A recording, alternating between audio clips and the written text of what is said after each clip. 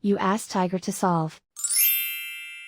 This deals with linear equations with one unknown.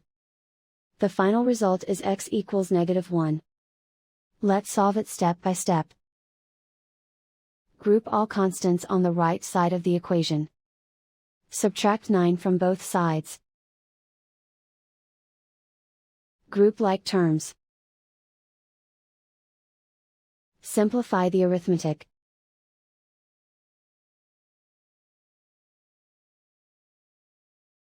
Isolate the x. Divide both sides by -7. Cancel out the negatives. Simplify the fraction. Move the negative sign from the denominator to the numerator.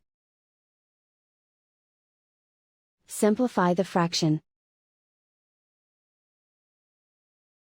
And so the final result is x equals -1.